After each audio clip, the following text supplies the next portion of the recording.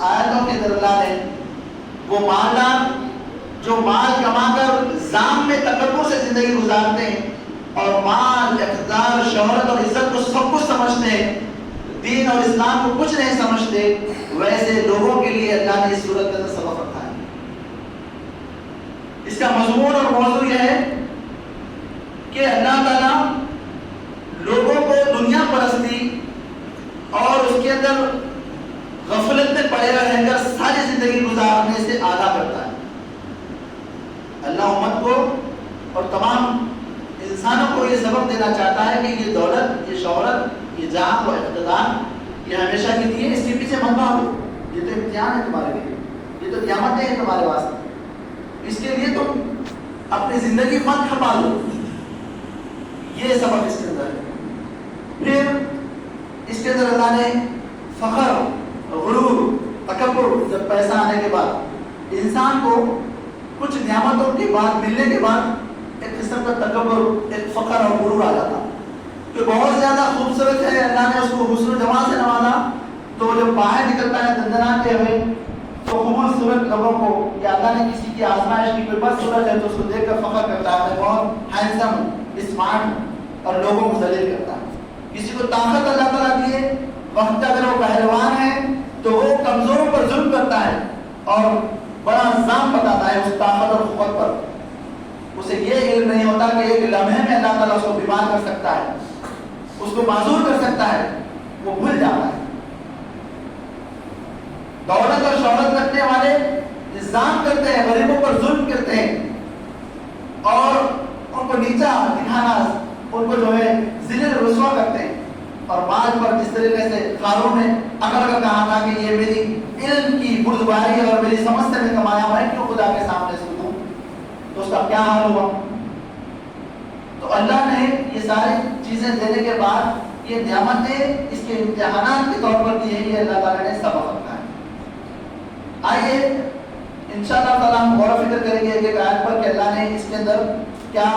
ہمارے لیے سبق رکھا ہے۔ ہم جب یہاں سے اٹھ کر جائیں تو ہمارے ایمان میں تازگی ہو، ایک حرارت پیدا ہو اور ہم اللہ کی طرف رجوع ہوں اور ہم اس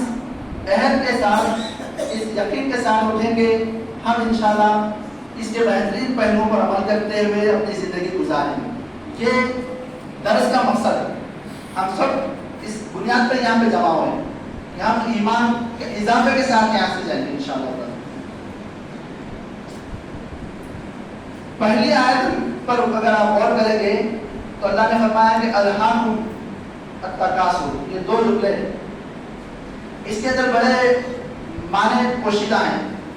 ترجمہ تو یہ ہے کہ تم لوگوں کو زیادہ سے زیادہ ایک دوسرے سے بڑھ کر دنیا حاصل کرنے کی تم نے غفلت میں ڈال دیا، لیکن مفسرین نے اس کی باریکی سے تشریح یوں فرمائی کہ الہاکم جو ہے لفظ سے نکلا ہے، یعنی غفلت میں پڑے رہنا، یعنی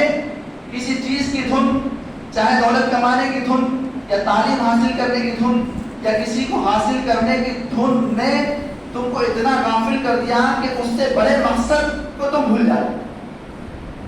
آج امت مسلمہ کا آپ معیار دیکھیے، کوئی تعلیم کی طرف جانا، طلب العلم فریضۃ علی کل مسلم، حدیث ہے، علم حاصل کرنا ہے،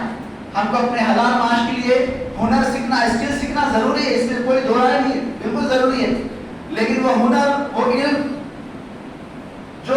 معاش کا ذریعہ ہو،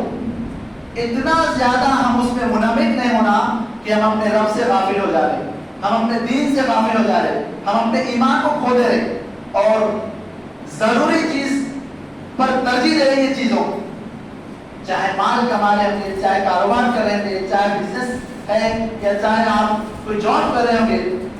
اس کے اندر اتنا انڈا دن آنکھ پوچھ کر اسٹرگل کرنے کی ترغیب اللہ تعالیٰ نہیں دیتے کہ اسٹرگل کرنا ہے تو آپ کو کس طرف کرنا ہے؟ اللہ کی مغفرت کی طرف، جنت کی طرف ہم کو اسٹرگل کرنا ہے۔ دیوانہ وار جو ہم دیکھتے ہیں کہ صحابہ رضی اللہ تعالیٰ کی زندگی کو ہم دیکھتے ہیں کہ وہ جو نقشہ کھینچتے ہیں سیرت نگار کے، وہ دیوانے تھے، یعنی اللہ کے ایسے پیارے جن کو دولت، شہرت، عزت روک نہیں سکی ان کو قربانیوں سے، تو اللہ تعالیٰ نے یہاں پر فرمایا کہ تم جو ہے چھوٹی چھوٹی مقاصد کے لیے اپنا قیمتی وقت، قیمتی سرمایہ، قیمتی صلاحیتیں لگا رہے اور ایسا کہ غفلت میں پڑے ہوئے، ایسے غافل مت ہو جاؤ۔ پھر اس پر اور ایک صفت تمہارے اندر آ گئی کہ کثرت، یعنی ایک مکان سے دو مکان کی خواہش، ایک گاڑی سے دوسری گاڑی کی خواہش، ایک جائیداد سے دوسری جائیداد کی خواہش، یعنی زندگی کو جو ہے مسافر کی طرح نہیں گزارنا ہے، جیسے ہمیشہ یہاں رہنا ہے، ویسی تمہاری سوچ بن گئی، فکر بن گئی۔ یہ کثرت دنیا کے اندر ہم دیکھتے ہیں کہ انسان کے عمر کے اسٹیجز سے اس کو ہم اگر ڈیفائن کریں تو 60 سال کی زندگی میں 3 اسٹیجز ہوتے ہیں۔ 20 سال کا نوجوان ایک الگ گرم خون لیے آگے بڑھتا ہے نوجوان، جب 40 سال کا ہو جاتا ہے تو تھوڑا ادھر عمر میں پہنچتا ہے تو اس کی سوچ الگ ہو جاتی ہے، جب 60 سال کا ہو جاتا ہے تو اس کی سوچ میں غیر معمولی تبدیلی آ جاتی ہے۔ لیکن جو دنیا پرست انسان ہوتا ہے،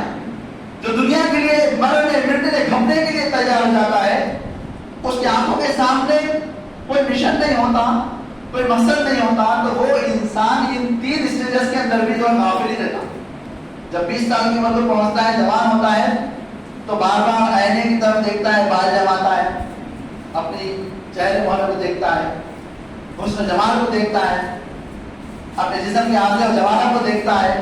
اور ایک الگ دھن میں رہتا ہے، زندگی گزارتا ہے۔ جوانی کی جنون اور دھن الگ رہتی ہے۔ وہ جوانی اللہ کی راہ میں لگانا اسے سمجھ میں نہیں آتا، بلکہ وہ مذاق، دل لگی، پکنک، شور شرابہ، مارم پیٹی، یہ زندگی کو اس طرح سے لگاتا ہے۔ یہ شخص اگر نہیں سمجھا، اگر توبہ نہ کرا تو جب 40 سال کا ہوتا ہے تو دولت کو سہن کے رکھنا، جمع کرنا اور جو ہے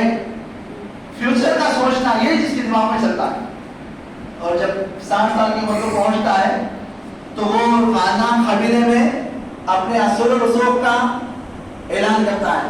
کہ دیکھ رہے ہیں میں یہ عمر کو پہنچ گیا، 4 بلڈنگ بنا کے رکھا، میں بینک بیلنس میں اتنا ہے، آپ کیا کرے، میرے اتنے بچے ہیں، امریکہ میں لندن میں پڑھ رہے ہیں میرے بچے، میں لڑکی کی شادی فلاں انجینئر ڈاکٹر سے کرا۔ وہ عمر میں بھی جب کہ انہیں خبر کے قریب ہے، اس عمر میں بھی کیونکہ پوری زندگی غفلت میں گزری تو توفیق نہیں ملی، اس عمر میں بھی وہ ہے دنیا پرستی کے لیے۔ تو یہ سوچ اور فکر سے اللہ تعالیٰ انسان کو ہٹا کر آخرت کی سوچ، آخرت کی یاد، دوزخ سے اپنے آپ کو بچانے کی فکر کی طرف اللہ تعالیٰ راغب کرتے ہیں۔ اس صورت میں اللہ نے فرمایا کہ تم لوگوں کو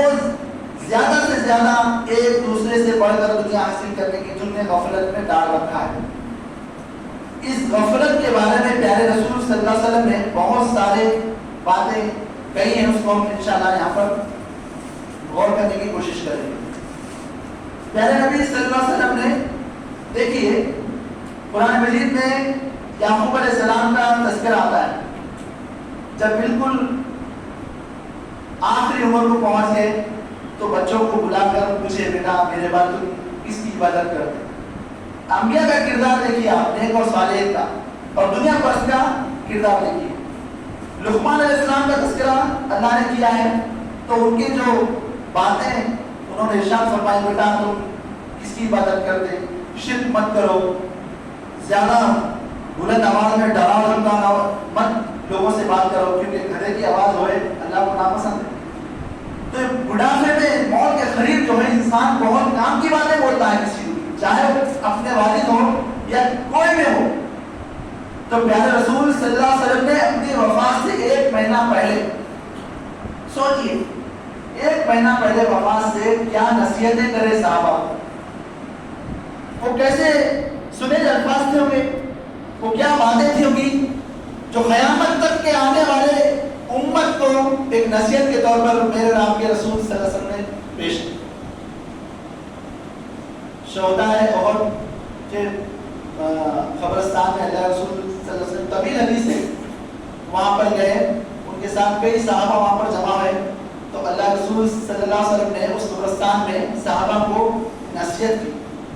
ایک پیغام دیا۔ کیا کہا کہ اے صحابہ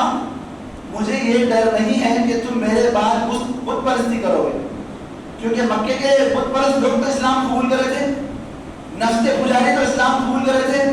مال و دولت کے پجاری تو اسلام قبول کرے تھے، اور اللہ کے رسول صلی اللہ علیہ وسلم ایسی تربیت کی تھی کہ ایسے مومن بنے، ایسے اللہ کو ماننے والے بنے کہ چھوٹی چھوٹی یعنی معمولی ریا کو شرک کا حال اللہ رسول نے تو ریا سے بچے، ہر چیز سے انہوں نے جو ہے کنارہ کشی اختیار کی، یہاں تک کہ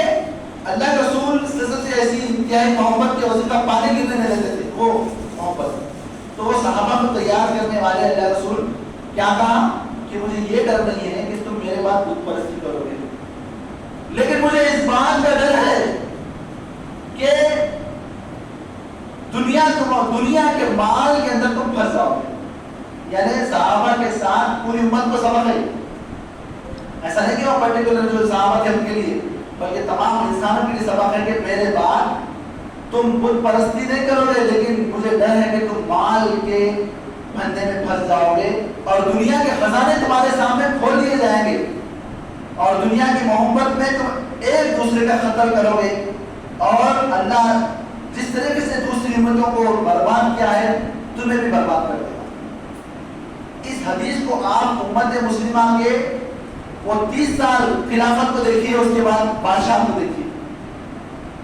یعنی یہ حدیث پر 30 سال تک عمل ہوا، اس کے بعد دیکھیے آپ کیا ہوا، خلافت جا کے بادشاہ ہوئی،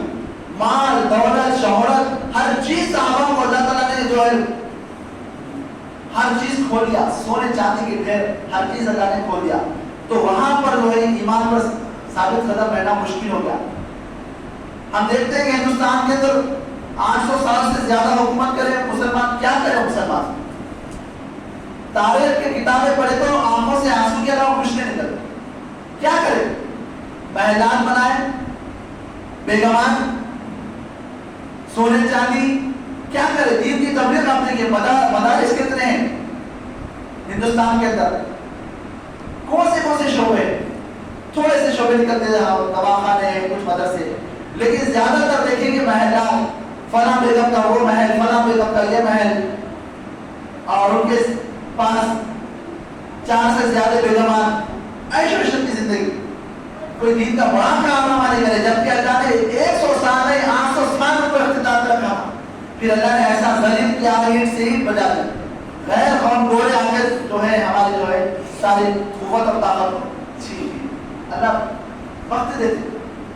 اور آج بھی جو ہے ہم تتر بتر ہیں، تو اللہ رسول کی حدیث پیشن کو یہ ثابت ہو کر رہی کہ مال اور دولت کے فتنے میں ہم پڑ گئے۔ اللہ رسول نے یہ سورہ تکاثر صحابہ کے سامنے پڑھا، پڑھنے کے بعد اللہ رسول نے کہا کہ انسان کہتا ہے میرا مال میرا مال میرا مال، تکرار کے ساتھ کسی بات کو 3 مرتبہ کہنا بہت اہمیت کی حامل یہ بات، اس میں بھی کلا کلا کلا کا ذکر ہے، نہیں ہرگز نہیں، قرآن میں اللہ نے کہا بہت امپورٹنٹ اگر بات ہے، بہت اہم ہے، تو اللہ کے رسول اللہ تعالیٰ یہ جملے کو اختیار کرتے ہیں، بار بار اللہ رسول نے کہا کہ میرا مال میرا مال میرا مال کہتا ہے، افسوس اسی مال کے چکر میں خبر تک چلے جاتا، موت تک پہنچ جاتا۔ پھر اللہ رسول نے اس حدیث یعنی اس جملے کی تفسیر فرمائی اور کہا کہ انسان کا مال کیا ہے، کیا ہے میرا اور آپ کا مال؟ پھر اللہ نے فرمایا کہ آپ کا مال وہ ہے جو تم کھا پی لیے، وہ تمہارا مال، کھا لیے پی لیے ختم ہو